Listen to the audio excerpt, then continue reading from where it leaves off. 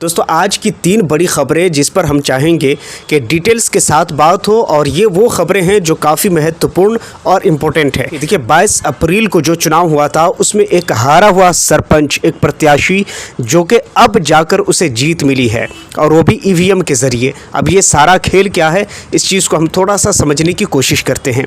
देखिए 22 अप्रैल 2025 को चुनाव हुआ था, उसमें सरपंच का चुनाव हुआ था।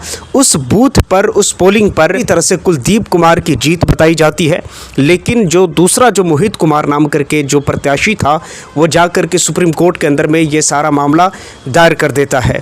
अब सुप्रीम कोर्ट के अंदर केस चलता है। केस चलने के बाद अब जाकर सुप्रीम कोर्ट के सामने, सुप्रीम कोर्ट के अंदर में ईवीएम को खोला गया और ये हुक्म दिया गया सुप्रीम कोर्ट की तरफ से कि ईवीएम को खोला जाए।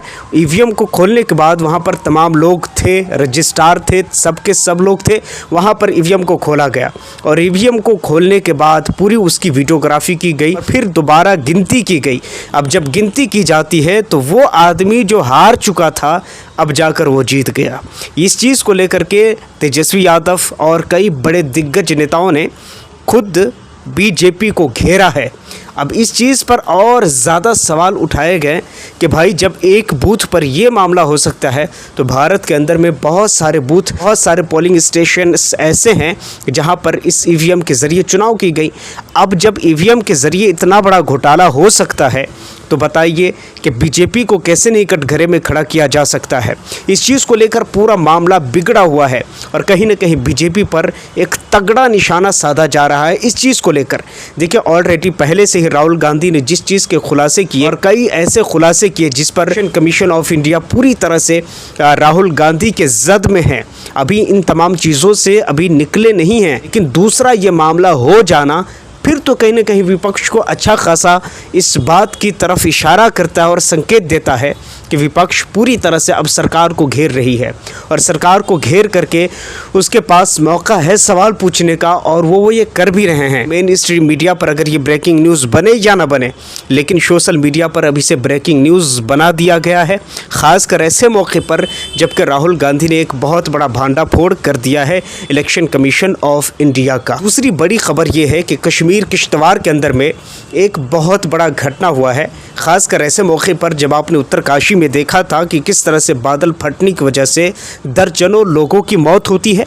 सेम इसी तरह से कश्मीर किश्तवाड़ के अंदर में बादल फटने की वजह से जहां पर तकरीबन दर्जनों लोगों की मौत बताई जा रही है और उसी के साथ अभी कई सौ लोग अभी घायल हैं और कई सौ लोगों को रेस्क्यू किया जा चुका है और न जाने कितने लोग अभी नाजुक स्थिति में है। उसी के साथ अब तीसरी बड़ी खबर की बात करें तो उन लोगों के लिए जो लोग बैंकों में अकाउंट ओपन करते हैं, वैसे भारत के अंदर इस वक्त कोई ऐसा बचा नहीं है जिसका अकाउंट बैंकों में ना हो। हाँ, इतनी बात ज़रूर है कि जो लोग थोड़ी बहुत अवेयरनेस की तरफ जाते हैं, जो लोग थोड़े बहुत पढ़े लिखे होते हैं, वो चाहते हैं कि प्राइवेटाइज बैंक की तरफ जाएं क्योंकि सरकारी बैंकों में उनको मज़ा नहीं आता है और उसके पीछे कई तर्क है, उनके अपने रीज़न हैं। अगर उस चीज़ की तरफ आएँ तो बहुत सारी बातें मैं गिना सकता हूँ, लेकिन उस चीज़ की तरफ नहीं आते हुए सीधा मुद्दे की तरफ आते हैं। आज से कुछ दिनों पहले ICICI बैंक ने डायरेक्ट 10,000 रुपये से बढ़ा करके मिनिमम बैलेंस को 50,000 रुपये कर दिया, जिसको लेकर के पूरे देश भारत के अंदर सोशल मीडिया पर एक कोहराम मचा। बहुत सारे लोगों ने ICICI बैंक की आलोचना की, लेकिन उसी के साथ अब जो दूसरी खबर आ रही है वो ये है कि उसी के साथ HDFC बैंक ने 5,000, 10,000 वाले प्लान से सीधा वो 25,000 वाले प्लान पर पहुंच गए और 15,000 वाले प्लान पर पहुंच गए। लेकिन ये सारा कुछ सबसे पहले ICICI बैंक ने किया, फिर उसके बाद HDFC बैंक ने किया। अब इन तमाम लोगों पर गाज गिरेंगी जो लोग खासकर ICICI बैंक और HDFC बैंक में अकाउंट ओपन करते हैं। देखिए उनके लिए एक अच्छा सा विकल्प है SBI का। हालांकि बता दें कि SBI में भी कई प्रकार के खाते हैं, लेकिन अगर आपका लेन देन अगर ज़्यादा नहीं होता है तो मुझे लगता है कि जनधन योजना बहुत अच्छा ऑप्शन रहेगा। लेकिन अगर ज़्यादा लेन देन होता है तो आपको ज़रूर शिफ्ट होना चाहिए कोई अच्छे से प्लान की तरफ जो कि SBI का है, या फिर अगर उससे भी अगर आपका जी नहीं भरता, अगर आपके पास 50,000 या 25,000 मेंटेन करने के लिए तो आप ICICI bank, Kotak Mahindra bank, उसी के साथ भारत के अंदर बहुत सारी बैंक्स ऐसी हैं जो ये आपको ऑफर करती है, उसकी तरफ भी आप जा सकते हैं।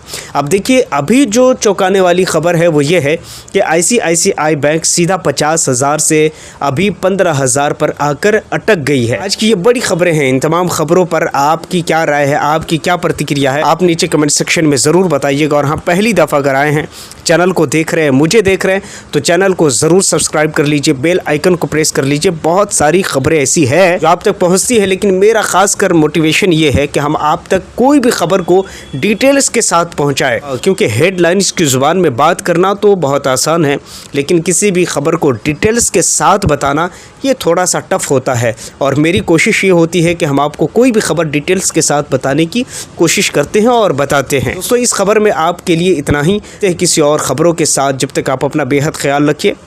जब तक के लिए थैंक यू फॉर वॉचिंग।